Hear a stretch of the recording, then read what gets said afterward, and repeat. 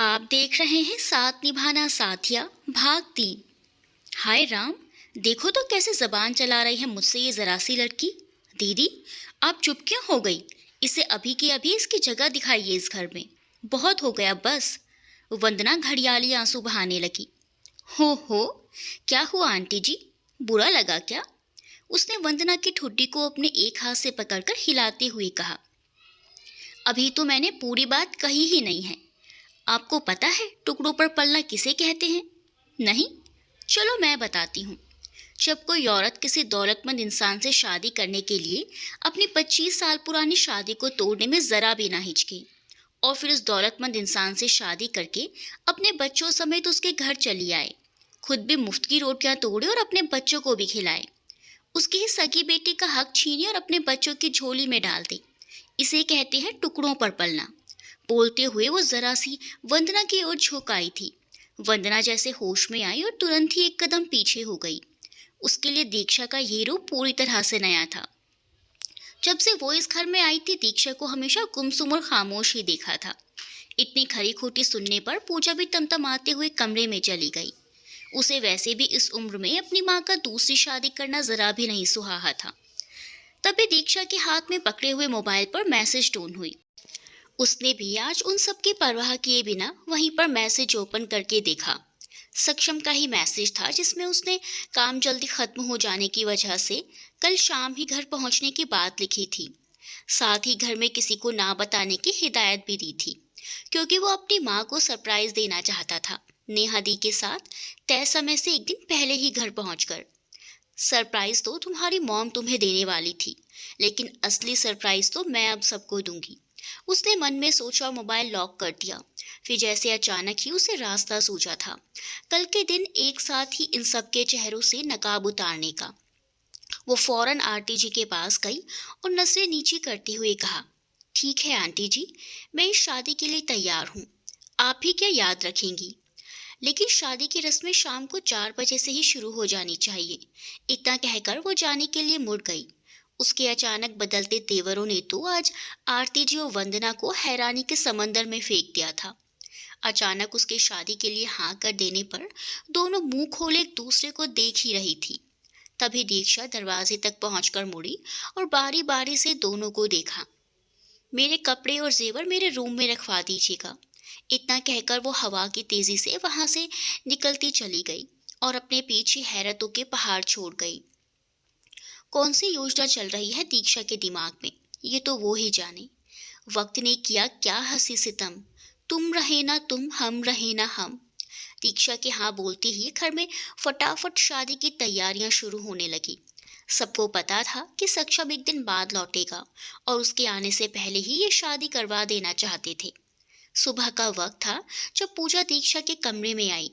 पूजा के हाथ में कॉफी, काफी सारे शॉपर्स थे। उसके पीछे घर के 2 नौकर भी थे, जिन्होंने कुछ सामान हाथों में ले रखा था। पूजा को देखकर दीक्षा उठकर खड़ी हो गई। क्या हुआ, क्या लेकर आई हो? आज तुम्हारी शादी है, तुम्हारे लिए शादी का जोड़ा, गहने और बाकी के छोटे मोटे सामान हैं। तुम एक बार चेक कर लो, अगर सब कुछ सही है तो फिर शाम को तुम्हें यही पहनना है। पूजा ने दिखावटी मुस्कुराहट के साथ कहा।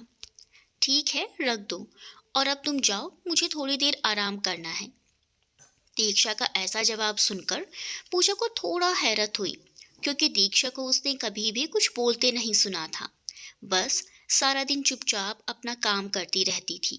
पूजा को थोड़ा अजीब सा लगा, पर फिर उसने अपना सर झटक दिया और नौकरों को इशारा किया। उसके साथ सभी कमरे से बाहर चले गए। दीक्षा ने एक सरसरी निगाह से सारा सामान देखा। शादी का लहंगा गोल्डन और पिंक कलर से बना हुआ था और बेहद खूबसूरत दिख रहा था, जिसके साथ में 2 चुन्नी थी। एक चुन्नी गोल्डन कलर की थी, जिस पर भारी दरजोजी का काम था, और दूसरी चुन्नी लाल और गुलाबी रंग मिलकी मिली जुली हुई थी। सब कुछ बहुत खूबसूरत था। अगर उसकी शादी सक्षम से हो रही होती तो इन सब से उसकी नजरें हटती ही नहीं, पर अभी हालात कुछ और ही थे। सोचते हुए दीक्षा ने गहरी सांस भरी और सामान को परे खिसका दिया। फिर वो जाकर बेड पर लेट गई और शाम के बारे में सोचने लगी। उसका दिमाग बहुत तेजी से काम कर रहा था और उसे क्या कैसे करना था, उसने सब सोचकर डिसाइड कर रखा था। दोपहर का खाना उसने अपने कमरे में ही मंगवा लिया था। खाना खाकर वो थोड़ी देर के लिए सो गई थी। दोपहर को करीब 2:30 बजे होंगे जब उसकी नींद खुली और वो फौरन उठकर बैठी। फिर फ्रेश होने के लिए वॉशरूम में चली गई। जब वॉशरूम से निकली तो देखा कि पूजा फिर से उसके कमरे में साइड चेयर पर बैठी हुई उसका इंतजार कर रही थी। दीक्षा ने उसे सवालिया नजरों से देखा तो पूजा फौरन उठ खड़ी हुई। मम्मी ने कहा है कि तुम्हें तैयार होने के लिए बोल दूं। तुम तैयार होकर 4 बजे तक नीचे मंडप में पहुंच जाना। अभी कुछ देर में ब्यूटिशियन भी आती होगी। तब तक तुम शादी का जोड़ा पहन लो। दीक्षा ने बिना कुछ बोले बस हाँ में सर हिलाया और लहंगा उठाकर वॉशरूम में वापस चली गई। जब वो कपड़े पहनकर वापस आई तो देखा पूजा वहां से जा चुकी थी और एक करीब 23 साल की लड़की वहां खड़ी हुई थी, जिसके हाथ में एक बड़ा सा वैनिटी बॉक्स था।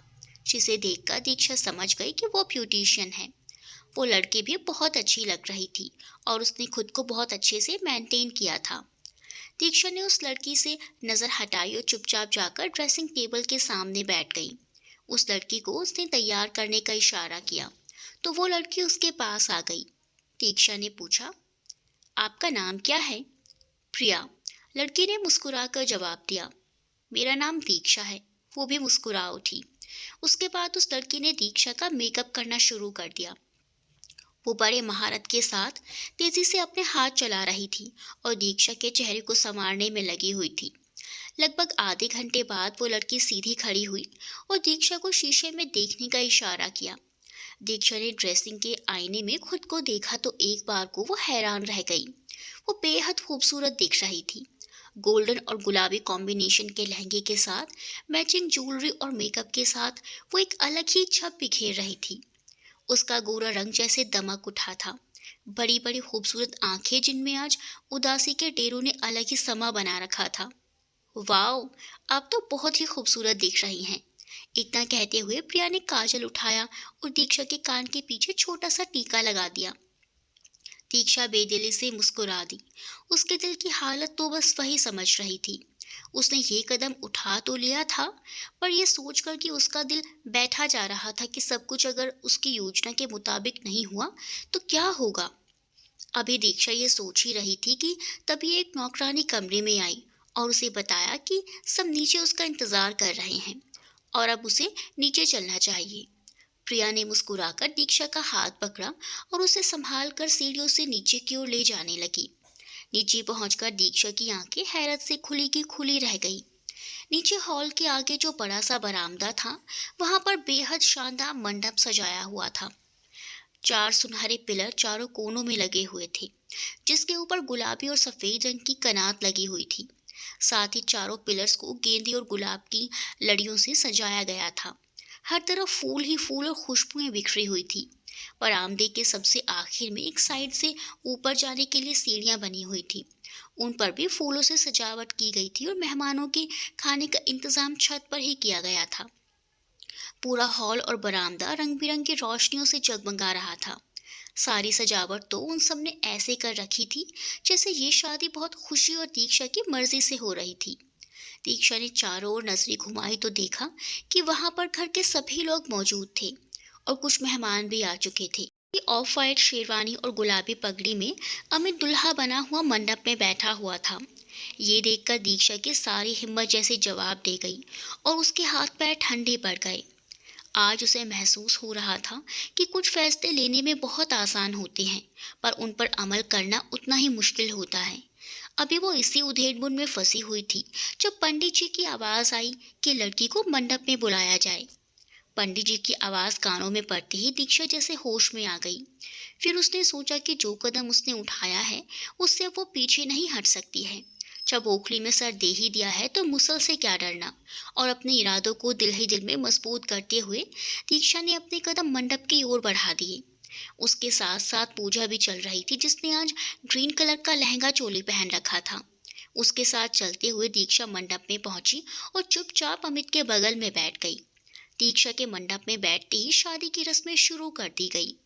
लड़की की ओर से कौन सारी रीतियां करेगा? पंडित जी ने पूछा। उनके पूछते ही आरती जी ने तुरंत सुमित जी का हाथ पकड़ा और मंडप की ओर बढ़ गई। क्या कर रही हो? मयंक और वंदना है ना दीक्षा का कन्यादान करने के लिए? सुमित जी ने आरती जी की जल्दबाजी पर हैरान होते हुए कहा, अरे आप भी ना?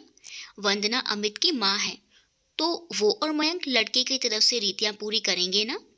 आरती जी ने मुस्कुराते हुए कहा, एक तो मुझे तुम्हारा कुछ समझ में नहीं आ रहा, तुम अचानक से दीक्षा के लिए इतनी खुश कैसे हो गई?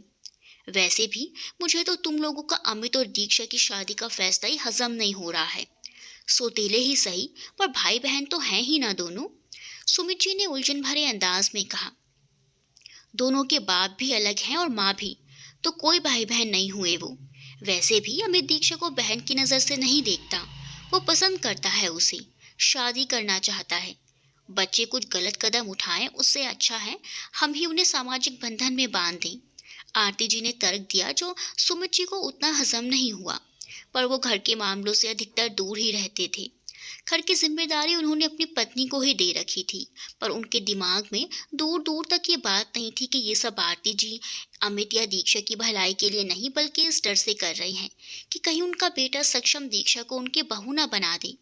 उन्होंने हमेशा से देखा था सक्षम का दीक्षा के आगे ढाल बनकर खड़े होना, जिससे कहीं ना कहीं उनके दिमाग में अपने बेटे को लेकर शक था कि वो दीक्षा का सिर्फ बचपन का दोस्त ही नहीं रहा, बल्कि अब बात शायद कुछ और है। आरती जी ने सुमित जी का हाथ पकड़ा और मंडप की ओर बढ़ गई।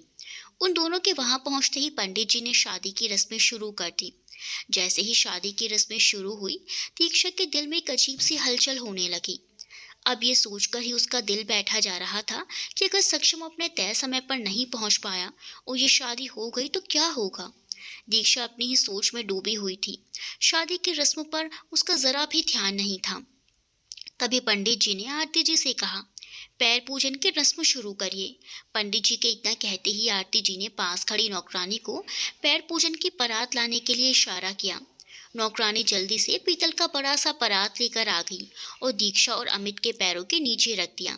इसके बाद पंडित जी ने मंत्र उच्चारण शुरू कर दिया। पैर पूजन के बाद और भी छोटी छोटी रस्में होती रही, जिनमें दीक्षा ने बिल्कुल गायब दिमागी से भाग लिया। सारी रस्मों के बाद अचानक दीक्षा के कानों में पंडित जी की आवाज पड़ी और वो जैसे होश में आ गई। वर वधू का गठबंधन किया जाए। पंडित जी ने मुस्कुराते हुए आरती जी को इशारा किया।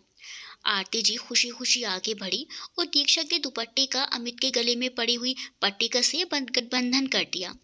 अब दोनों फेरों के लिए खड़े हो जाएं। पंडित जी की आवाज पिघलते शीशे की तरह दीक्षा के कानों में पड़ी, पर वो जिसकी तस वहीं बैठी रही। पंडित जी ने दोबारा अपनी बात दोहराई, पर इस बार भी दीक्षा पर कोई असर नहीं हुआ। दीक्षा को यूं ही बेहरकत बैठा देखकर वंदना आगे बढ़ी और दीक्षा का हाथ पकड़कर उसे उठाने लगी। दीक्षा के खड़े होते ही पंडित जी ने फेरों के लिए मंत्रोच्चारण शुरू कर दिया। दीक्षा खड़ी तो हो गई थी, पर उसके पैर जैसे मन मन भर के हो रहे थे और आगे बढ़ने से इंकारी थे। दीक्षा को अपनी जगह से आगे बढ़ता ना देखकर अमित के तन बदन में आग सी लग गई। कहीं ना कहीं उसके मन में ये शक बहुत पहले से था कि दीक्षा और सक्षम के बीच में दोस्ती से ज्यादा कुछ है, पर अभी फिलहाल वहां सबके सामने कोई तमाशा नहीं कर सकता था। इसीलिए उसने चुपचाप खामोशी से दीक्षा का हाथ पकड़ा और फेरों के लिए आगे बढ़ने लगा। अमित के हाथ छूते ही दीक्षा को जैसे करंट सा लगा और वो छिटक कर दूर खड़ी हो गई और उसने अपना हाथ भी झटक कर अमित के हाथों से छुड़ा लिया। क्या हरकत है ये? दीक्षा के इस तरह से हाथ झटकने से अमित को अपनी बेइज्जती सी महसूस हुई। मैं ये शादी नहीं करना चाहती। दीक्षा ने आखिरकार कांपते होठों से किसी तरह हिम्मत जुटाकर यह शब्द अदा किए। जबकि ये बात सुनकर सुमित जी और मयंक जी के साथ साथ बाकी के परिवार वाले और हॉल में मौजूद सारे मेहमान स्तब्ध होकर उसकी ओर देखने लगे। दीक्षा की इस बात पर अमित खून का घूंट पीकर रह गया, पर ऊपर से अपने आप को नॉर्मल दिखाते हुए उसने पूछा, क्या मैं जान सकता हूँ ये अचानक से ना करने की क्या वजह है? कल तक तो तुम खुद शादी के लिए तैयार थी।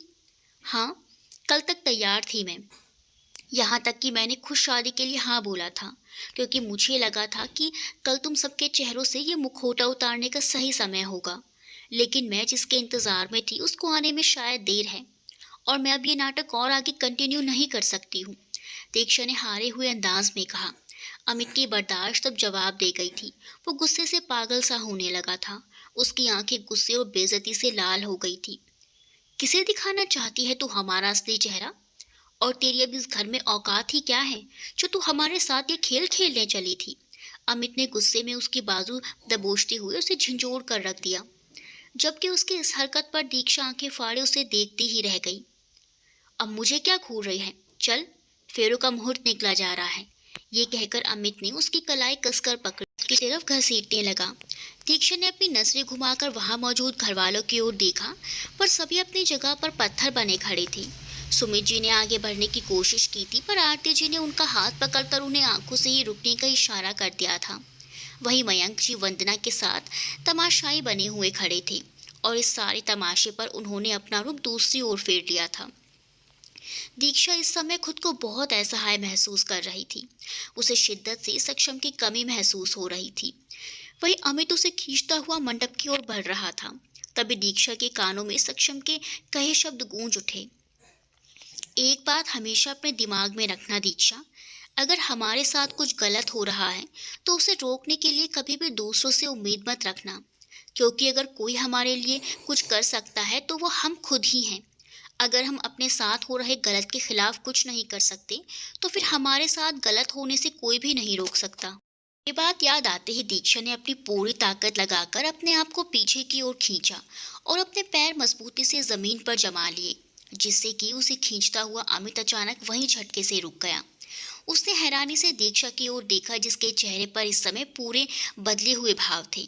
उसकी आंसू बहाती आंखें अब अंगारों की तरह सुलग रही थी। मैंने कहा मुझे ये शादी नहीं करनी है, हाथ छोड़ो मेरा, उसने एक एक शब्द चबाते हुए कहा, लेकिन अमित भी एक नंबर का मक्कार था। अब हाथ पकड़ लिया है तो शादी के बाद ही छोड़ूंगा, उसने निहायत कमीनेपन से मुस्कुरा कर कहा। बहुत हो गया तमाशा, अब चुपचाप अमित के साथ मंडप में फेरों के लिए जाओ, मैं भी देखती हूँ कौन आज इस शादी को रोकेगा। इतनी देर से चुपचाप खड़ी हुई आरती जी ने आगे बढ़ते हुए दीक्षा से गुस्से में कहा।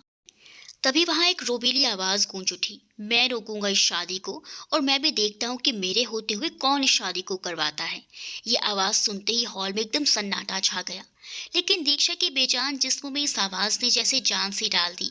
उसने एक झटके से गर्दन घुमाकर देखा तो हॉल के एंट्रेंस पर सक्षम ठाकुर खड़ा हुआ था। उसके पीछे नेहा भी खड़ी हुई थी, जो हैरान होकर ये सारा दृश्य देख रही थी। सक्षम की नजरें सब घरवालों पर से होते हुए दीक्षा और अमित पर जाकर रुक गई। उसकी आंखों में इस वक्त क्या कुछ नहीं था, गुस्सा, बेबसी, गम, सब कुछ तो था उन आंखों में। आज वो अपने पूरे गजबनाक रूप में वहां खड़ा हुआ था। गुस्से से उसकी मुट्ठियां भिजी हुई थी। उसकी नजरें दीक्षा के चेहरे से होती हुई उसके हाथों पर गई, जिसे इस वक्त अमित ने जबरदस्ती पकड़ रखा था। ये देखकर सक्षम ठाकुर की आंखों में जैसे खून उतर आया था। सक्षम को इतने गुस्से में देखकर अमित अंदर से घबरा गया था, पर फिर भी वो दीक्षा का हाथ पकड़कर खड़ा रहा। इससे पहले कि कोई कुछ बोलता या करता, सक्षम तेजी से मंडप की ओर बढ़ा और अमित के पास पहुंच गया। जब तक अमित कुछ समझ पाता, सक्षम ने एक जोरदार पंच उसकी नाक पर जड़ दिया। अमित की नाक से हल्का सा खून निकल आया। अमित इस बेइज्जती पर आग बबूला हो उठा। तेरी हिम्मत कैसे हुई मुझ पर हाथ उठाने की? सक्षम का गिरेबान पकड़कर उसने पूछा, लेकिन सक्षम ने कोई जवाब देने के बजाय एक और पंच उसके पेट पर मारा। अमित इसके लिए बिल्कुल भी तैयार नहीं था। वो अपना पेट पकड़कर झुक गया। बात जब दीक्षा की हो तो मेरी हिम्मत पर सवाल मत करना, कहते हुए सक्षम ने उसके बालों को अपनी मुट्ठी में पकड़ा और उसे पीछे की ओर जोरदार धक्का दे दिया। अमित मंडप से नीचे गिर गया। अमित के मंडप से बाहर गिरते ही अब तक हक्की बक्की खड़ी वंदना जैसे होश में आई और सक्षम की तरफ बढ़ते हुए चिल्ला उठी, पागल हो गए हो तुम? भाई है वो तुम्हारा, और तुम दीक्षा को क्यों कुछ नहीं बोल रहे? वो भी तो इस शादी के लिए तैयार थी। बस, सक्षम गुस्से में दहाड़ा और उसने हाथ उठाकर वंदना को आगे बोलने से रोका। एक शब्द और नहीं। दीक्षा इस शादी के लिए तैयार थी या नहीं, ये मुझे आपसे जानने की जरूरत नहीं है। मेरी पीठ पीछे ये सारा षड्यंत्र रचा भी कैसे गया? अगर इतनी ही मर्जी शामिल थी दीक्षा की, तो मेरे आने तक का इंतजार क्यों नहीं किया गया? क्यों? वो हलक के बल से चीखा। वंदना सहम के 2 कदम पीछे हट गई। सक्षम के गुस्से से कहर को हर कोई जानता था, इसीलिए इस वक्त किसी की हिम्मत भी नहीं पड़ रही थी कि वो जाकर सक्षम को कुछ कहे या रोके। सक्षम, बात सुनो मेरी, बिना कुछ जाने या समझे ऐसे गुस्से में आपा होना अच्छी बात नहीं है। हाँ, सक्षम ने अपना सर झुकाकर हाँ में हिलाते हुए कहा। फिर उसने अपना सर उठाया और सीधा अपनी माँ की आंखों में देखा और धीरे धीरे कदम उठाता वो उनके ठीक सामने आकर खड़ा हो गया। बताइए मॉम, क्या बताना चाहती हैं आप मुझे? ऐसा क्या है जो मैं समझ नहीं रहा हूँ? इस वक्त उसका लहजा ऐसा हो रहा था कि एक बार को आरती जी भी सहर उठी। अमित दीक्षा को पसंद करता है, मैंने खुद उसे कई बार दीक्षा के आगे पीछे घूमते हुए, तो मैंने सोचा। क्या? क्या सोचा आपने मॉम? यही कि इन दोनों की शादी करवा देनी चाहिए, है ना? आप ये कहना चाह रही हैं कि कल को कोई कुत्ता भी अगर दीक्षा के आगे पीछे दुम हिलाते घूमेगा तो आप सोचेंगे कि उसकी शादी दीक्षा से करवा देनी चाहिए, राइट? सक्षम ने गुस्से में आरती जी की बात को काट दिया। तुम अपनी हद से बढ़ रहे हो सक्षम, मेरे बेटे को ऐसे नहीं बोल सकती तुम। अमित की तुलना कुत्ते से होना सहन नहीं कर सकी। ओह, मेरी हद? मेरी हद क्या है? नहीं, मतलब आप मुझे बताएंगे कि हद क्या होती है? उसने आंख पर जोर देते हुए कहा। फिर उसने अपना सर हल्का सा झुका लिया और बाएं के हाथ की तर्जनी उंगली से अपने माथे को रगड़ने लगा। वैसे मैं आप लोगों से ये सारी बातें कर ही क्यों रहा हूँ? मेरे पास कुछ है आप सबको सुनाने के लिए। उसने बड़े इत्मीनान से कहा और दीक्षा को अपने करीब आने का इशारा किया। दीक्षा उसके इशारे पर उसके पास आकर खड़ी हो गई और वो बिल्कुल शांत थी, क्योंकि वो जानती थी कि अब उसे कुछ भी कहने या करने की जरूरत नहीं है। तुम्हारा फोन? सक्षम ने हाथ बढ़ाकर दीक्षा से उसका मोबाइल मांगा। दीक्षा ने फौरन मोबाइल उसकी ओर बढ़ा दिया। सक्षम ने एक नजर वहां मौजूद अपनी और दीक्षा के पापा और बाकी सभी रिश्तेदारों पर डाली और मोबाइल ऑन कर दिया। I hope you all will enjoy this. और इतना कहकर उसने मोबाइल का वॉइस रिकॉर्डर ऑन कर दिया। वॉइस रिकॉर्डर ऑन होते ही वंदना और आरती जी के चेहरे पर हवाइयां उड़ने लगीं। तीनों हैरानी से एक दूसरे की ओर देख रहे थे। जैसे ही रिकॉर्डिंग खत्म हुई, सक्षम ने मोबाइल वापस दीक्षा को दे दिया। कैसा लगा सरप्राइज? आप लोग ये शादी करवाकर शायद मुझे सरप्राइज देना चाह रहे थे, पर आपको ये याद रखना चाहिए था कि आपके सामने सक्षम ठाकुर है। एक तीखी नजर वंदना और अमित पर डालते हुए सक्षम ने कहा, जबकि वो तीनों अभी भी इसी उलझन में थे कि ये सारी बातें दीक्षा ने कब और कैसे रिकॉर्ड की। दरअसल उस दिन जब दीक्षा कॉलेज से वापस आई थी तो वो तीनों कुछ खुसर फुसर कर रहे थे और उसे देखकर चुप हो गए थे। दीक्षा को तभी उन पर शक हुआ था।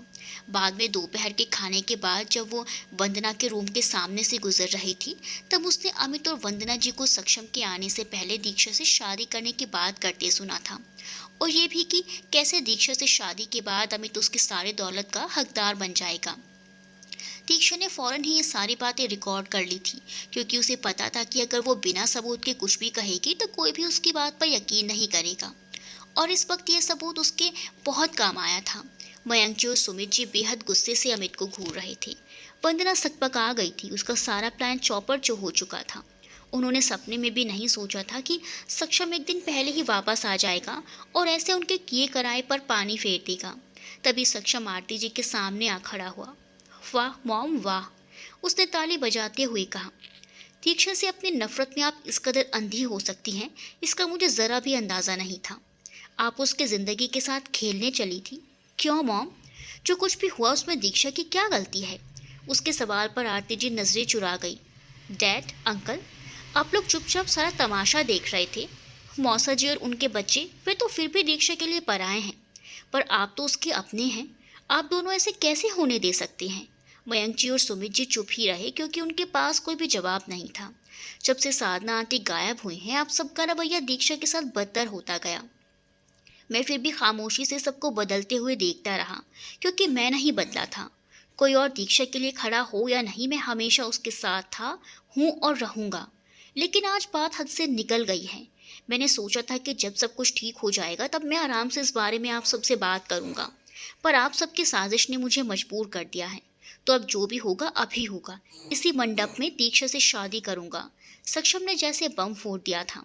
आरती जी लड़खड़ाकर 2 कदम पीछे हो गई, जबकि वंदना, अमित और पूजा मुंह फाड़े हुए सक्षम को देख रहे थे। हालांकि इस बात से मयंक जी और सुमित जी हैरान जरूर थे, पर कहीं ना कहीं वो भी समझ रहे थे कि सक्षम को रोकना मुश्किल है, इसलिए वो दोनों अभी भी चुप ही रहे। सक्षम ने दीक्षा की ओर देखा, जो आंसू भरी नजरों से उसे ही देख रही थी। उसका बदन होले होले कांप रहा था। यहाँ तक का सफर तो उसने बहुत हिम्मत से तय कर लिया था, लेकिन ना जाने क्यों सबका अपने प्रति ये रवैया अब उसकी हिम्मत तोड़ गया था।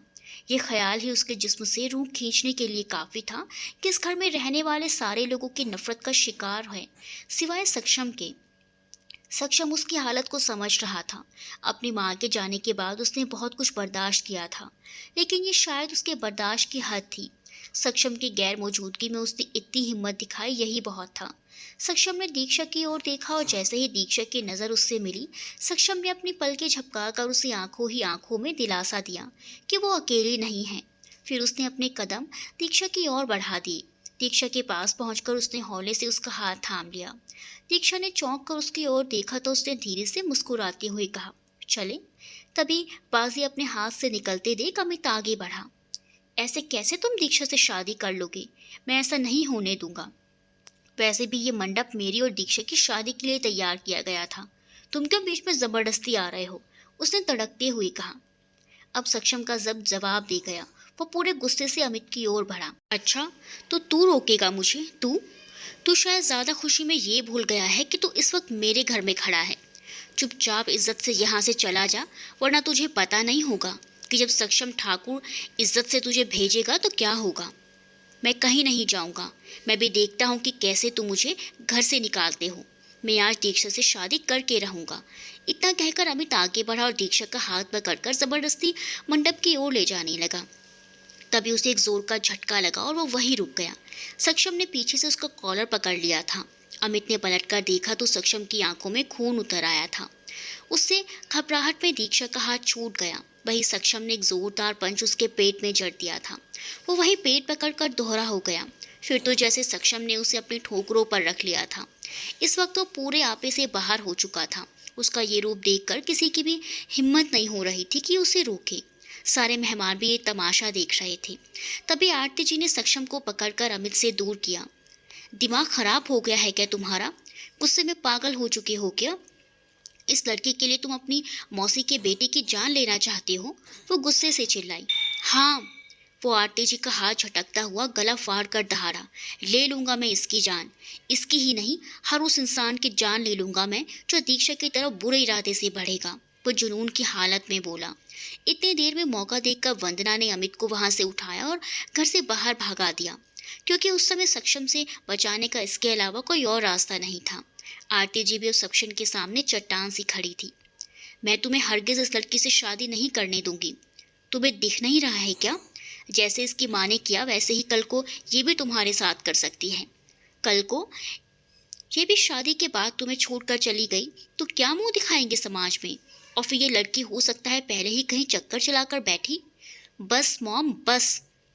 सक्षम ने अपना एक हाथ ऊपर उठाते हुए आरती जी को बीच में ही टोक दिया। इससे ज्यादा सुनने की बर्दाश्त नहीं है मुझ में।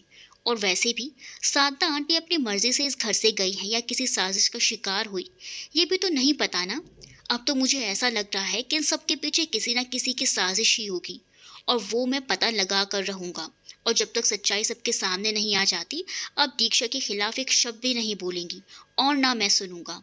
सक्षम ने चट्टानों से मजबूत लहजे में कहा। एक पल को आरती जी भी उसकी खौफजदा सी हो गई। क्या नहीं था उसके लहजे में उस वक्त? गम, गुस्सा, चेतावनी, सब कुछ। वहीं नेहा अपने भाई को दीक्षा के लिए ऐसे सबके सामने डटा देखकर बहुत खुश हुई थी और अब मजे से एक कुर्सी पर बैठकर सब देख रही थी। शाम ढल चुकी थी। एसएम विला के हॉल में इस वक्त माहौल बहुत तनावपूर्ण हो चुका था। सक्षम आज चट्टान की तरह दीक्षा के आगे खड़ा हुआ था। आरती जी और उसकी जोरदार बहस को देखते हुए नेहा भी अब वहीं किनारे पर एक कुर्सी पर आराम से बैठ गई थी कि ऐसी हालत में उसे ज्यादा देर खड़ा नहीं हुआ जा रहा था और मजे से सब देखने लगी। सही मायनों में आज उसे अपने भाई पर बहुत फख्र महसूस हो रहा था, क्योंकि कहीं ना कहीं नेहा के दिल को भी ये यकीन था कि साधना जी कभी ऐसा कोई गलत कदम नहीं उठा सकती थी। और दीक्षा को भी वो बचपन से देखती आ रही थी। उसे दीक्षा बहुत ज़्यादा पसंद थी। ऐसे में अब जब वो हमेशा के लिए उसके परिवार का हिस्सा बनने जा रही थी तो नेहा की खुशी का ठिकाना ही नहीं था। हमने आरती जी को चेता दिया था कि वो अब एक भी गलत शब्द नहीं बोलेंगी। आरती जी कुछ देर तक हैरत और बेयकीनी से उसे देखती रह गई। सक्षम ने भी अपनी निगाहें नीची नहीं की थी, क्योंकि आज उसने सही और गलत में से सही को चुनने का पक्का इरादा कर लिया था, फिर सामने चाहे उसकी अपनी माँ ही क्यों ना हो। कुछ देर तक अपनी माँ की आंखों में आंखें डालकर देखने के बाद वो रुख फेरता दीक्षा की ओर बढ़ गया, जो आंसू भरी आंखों से उसे ही देखे जा रही थी। इस वक्त उसकी आंखें जज्बातों का समंदर बनी हुई थी। सक्षम ठाकुर के लिए मोहब्बत, यकीन, उसके साथ इतनी मजबूती से खड़े रहने के लिए शुक्रगुजारी और अपने ही बाप के बेगाने रवैये का दुख, सब कुछ नजर आ रहा था उसकी आंखों में। एक लम्हे को तो सक्षम का दिल किया कि वो उसे हर बुरी नजर, हर बुरे रवैये से बहुत दूर ले जाए, उसे ऐसे छिपा दे कि गम की परछाई भी उस पर ना पड़े। और अब उसने अपना फैसला और ज्यादा मजबूत कर लिया था। उसने बेहद मजबूती के साथ अपने कदम दीक्षा की ओर बढ़ाए और उसके करीब आकर बहुत नरमी और मोहब्बत से उसके हाथ को थाम लिया। दीक्षा ने अपनी भीगी भीगी पलकें उठाकर सक्षम की ओर देखा, जो दुनिया जहां की मोहब्बत अपनी आंखों में समेटे हुए उसे ही देख रहा था। जैसे ही दोनों की नजरें मिली, सक्षम ने उसे मंडप की ओर बढ़ने का इशारा किया, पर वह जैसे अभी भी किसी कश्मकश में घिरी हुई थी। उसने एक नजर अपने पिता की ओर देखा, जिनके चेहरे पर इस वक्त कोई भाव नहीं था, वो बस चुपचाप वहां खड़े थे। फिर उसने नजरें घुमाकर सक्षम को देखा। सक्षम उसकी हालत समझ पा रहा था। हर लड़की की तरह वो भी अपने पिता की मोहब्बत और उनके आशीर्वाद के साथ अपनी नई जिंदगी शुरू करना चाहती थी, पर अभी हालात कुछ और ही थे। सक्षम ने उसका हाथ धीरे से दबा दिया, मानो उसे जता रहा हो कि मैं तुम्हारे साथ हूँ। बस फिर दीक्षा ने भी एक गहरी सांस भरी और सक्षम के साथ कदम से कदम मिलाती मंडप की ओर बढ़ गई। सक्षम ठाकुर दीक्षा का हाथ पकड़े हुए ही मंडप में बैठ गया। पंडित जी, जो उतनी देर से सारा तमाशा देख रहे थे और बहुत कुछ समझ भी चुके थे, उन्होंने भी खुशी से विधियां शुरू कर दी। जब कन्यादान की बारी आई तो पहले उत्साहित नजर आ रही आरती जी गुस्से में दंदनाती हुई ऊपर सीढ़ियां चढ़ती अपने कमरे में चली गई। इस वक्त वो इतनी ज्यादा गुस्से में थी कि उन्होंने अपने इकलौते बेटे की शादी भी देखना गवारा नहीं समझा। उनके पीछे पीछे ही वंदना जी भी जा चुकी थी। सुमित जी ने अफसोस से सर हिलाते हुए मयंक जी की ओर देखा। मयंक जी उनका इशारा समझ गए और मंडप की ओर बढ़ गए। मैं करूंगा कन्यादान। मयंक जी की आवाज पर दीक्षा ने हैरत और खुशी से मिले जुले भाव के साथ सर उठाकर देखा। उसकी आंखों में झिलमिलाते आंसू अब खुशी के आंसू में बदल गए थे। उसके पिता उसका कन्यादान करने खुद सामने से बोल रहे थे। इससे ज्यादा खुशी इस समय उसके लिए कुछ भी नहीं थी। आइए, इधर बैठ जाइए और बेटी का हाथ वर के हाथों में दीजिए, पंडित जी मुस्कुराते हुए कहा तो सक्षम ने अपना दाहिना हाथ आगे बढ़ा दिया। जी ने दीक्षा का दाहिना हाथ सक्षम के हाथ पर रख दिया और पंडित जी ने कन्यादान की विधि और मंत्र शुरू कर दिए। कन्यादान की रस्म पूरी होते ही जाने क्यों मयंक जी की आंखें भर आई थी। इस वक्त उन्हें साधना जी की बहुत शिद्दत से याद आई थी। फिर एक पिता का दिल कैसे इतने बड़े मौके पर भी अपने बेटे के लिए खुश ना होता। वर वधू का गठबंधन करवा दीजिए। पर आरती तो, सुमित जी ने कुछ कहना ही चाहा था कि तभी आवाज आई, मैं करूंगी अपने भाई का गठबंधन, वैसे भी बहन का भी हक बनता है कुछ। नेहा मुस्कुराती हुई मंडप तक पहुंच चुकी थी। सक्षम ने मोहब्बत से अपनी बड़ी बहन को देखा, जो आज बिल्कुल उसे माँ की तरह लग रही थी। नेहा आगे आई और बेहद प्यार से दोनों का गठबंधन पूरा किया। अब आप दोनों फेरों के लिए खड़े हो जाइए। पंडित जी की आवाज पर जब दीक्षा के कानों में पड़ी तो एक बार की तो उसे जैसे यकीन नहीं आया कि वो जिसको दिल से अपना चुकी थी, जिससे हर कदम पर उसका साथ दिया, जो पूरे हक के साथ उसका हमसफर बनने जा रहा था। दीक्षा को अब सब कुछ एक खूबसूरत सपने सा लग रहा था। उसने अपनी आंखें कसकर बंद कर ली कि कहीं आंख खुलते ही ये सपना टूट ना जाए। जब वो ऐसे ही बैठी रही तो सक्षम ने नजरें उसकी तरफ घुमाई। वो आंखें नीचे बैठी हुई थी। वो उसकी हालत समझ रहा था। उसने धीरे से उसके हाथ को पकड़ा और हल्का सा दबा दिया। दीक्षा ने झट से आंखें खोल दी तो सक्षम ने उसे उठने का इशारा किया और उसका हाथ पकड़े हुए ही उठने लगा। वो दोनों अब फेरों के लिए तैयार थे। पहले 4 फेरों में वर वधू के आगे चलेगा और साथ ही अपने जीवन संगिनी को फेरों के 7 वचन भी देगा। पंडित जी ने समझाया और फेरों के मंत्र पढ़ने लगे। तभी अचानक वहां एक जोरदार सीटी की आवाज गूंज उठी।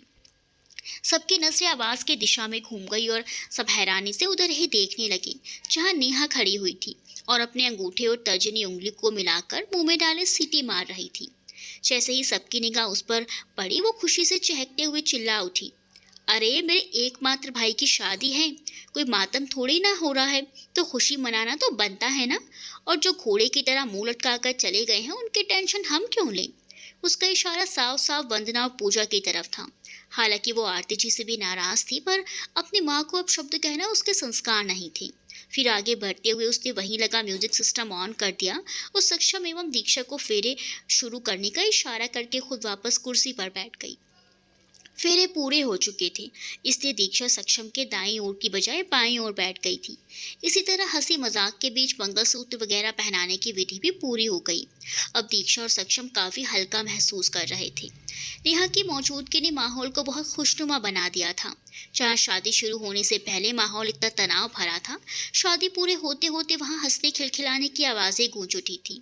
अब शादी की विधियां तो हो चुकी थी, इसलिए नेहा ने सब मेहमानों को खाने के लिए भेजना शुरू कर दिया। उसने एक वेटर को हाथ के इशारे से बुलाया और घर वालों के लिए खाने की टेबल तैयार करने को बोल दिया। दीक्षा एक ही दिन में इतने मानसिक उतार चढ़ाव से गुजरी थी, तो अभी वो बहुत थका हुआ महसूस कर रही थी। नेहा ने उसे थोड़ी देर के लिए आराम की गरज से हॉल के किनारे बने एक कमरे में भेज दिया।